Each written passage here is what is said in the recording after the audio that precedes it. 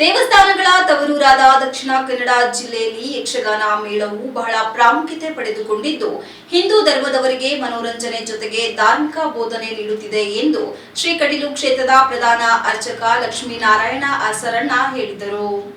ಬೇಲೂರು ತಾಲೂಕು ಅರಳಿ ಹೋಬಳಿಯ ಉತ್ತೊಳಲು ಗ್ರಾಮದಲ್ಲಿರುವ ಶ್ರೀ ಅಮೃತೇಶ್ವರ ದೇವಸ್ಥಾನದ ಆವರಣದಲ್ಲಿ ಕಾರ್ತಿ ಸೇವಾ ಸಮಿತಿ ಅಧ್ಯಕ್ಷ ಇಂದಿರಾ ಶಿವನನ್ ನೇತೃತ್ವದಲ್ಲಿ ಕಟೀಲು ಶ್ರೀ ದುರ್ಗಾ ಪರಮೇಶ್ವರಿ ಪ್ರಸಾದಿತ ದಶಾವತಾರ ಯಕ್ಷಗಾನ ಮಂಡಳಿ ವತಿಯಿಂದ ಆಯೋಜಿಸಲಾಗಿದ್ದ ಶ್ರೀದೇವಿ ಮಹಾತ್ಮೆ ಯಕ್ಷಗಾನ ಕಾರ್ಯಕ್ರಮದಲ್ಲಿ ನೆರೆದಿದ್ದ ಭಕ್ತಾದಿಗಳಿಗೆ ಧಾರ್ಮಿಕ ಬೋಧನೆ ನೀಡಿದ ಅವರು, ದುರ್ಗಾ ಪರಮೇಶ್ವರಿಗೆ ಯಕ್ಷಗಾನ ಸೇವೆಯು ಅಚ್ಚುಮೆಚ್ಚು.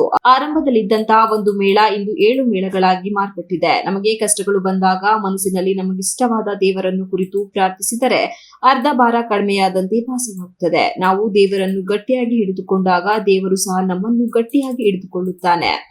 ವಿಶ್ವ ಶಾಂತಿಯನ್ನು ಸಾರುವ ಸನಾತನ ಧರ್ಮವನ್ನು ಉಳಿಸುವ, ರಕ್ಷಿಸುವ ಜವಾಬ್ದಾರಿ ನಮ್ಮ ಮೇಲಿದ್ದು ಧಾರ್ಮಿಕ ಸಾಂಪ್ರದಾಯಿಕ ಕಲೆಯನ್ನು ಇನ್ನಷ್ಟು ಬೆಳೆಸಬೇಕು ಎಂದರು. ಬಹಳಷ್ಟು 44ನೇ ಇಸ್ವಿಯಲ್ಲಿ ಬಹಳಷ್ಟು ದೊಡ್ಡ ನೆರೆ ಬಂದು ಇಡೀ ದೇವಸ್ಥಾನ ಮೇಲೆ ನೀರಲ್ಲಿ ಕುಚ್ಚಿ ಹೋಗುವಂತಹ ಸಂದರ್ಭದಲ್ಲಿ ನಮ್ಮ ತೀರ್ಥರೊಬ್ಬರು ದೇವರು ಹೋದ್ರೆ ತಾನು ಹೋಗ್ತೇನೆ ಅಂತೇಳಿ ದೇವರನ್ನು ಗಟ್ಟಿ ಹಿಡ್ಕೊಂಡು ದೇವರನ್ನು ಬುದ್ಧಿ ಹಿಡಿದಿದ್ದ ಸಮಯದಲ್ಲಿ ದೇವಸ್ಥಾನ ಇಬ್ಬಾಗವಾಗಿ ನೀರಲ್ಲಿ ಕುಚ್ಚಿ ಹೋಯಿತು. ಆ ಸಂದರ್ಭದಲ್ಲಿ ದೇವರದ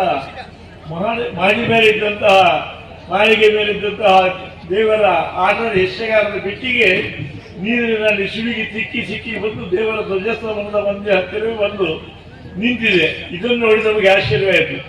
ಬಹುಶಃ ಏನೋ ಒಂದು ವಿಶೇಷತೆ ಇರಬೇಕು.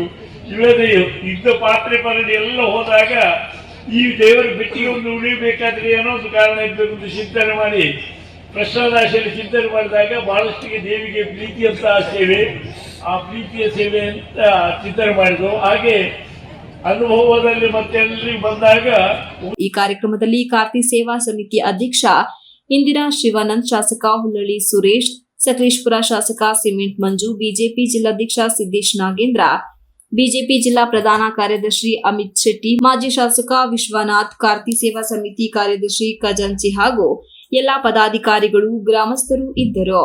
Ranjit Kumar KS, TV 46 news Kannada, Arehalli. You are watching TV 46 News Kannada.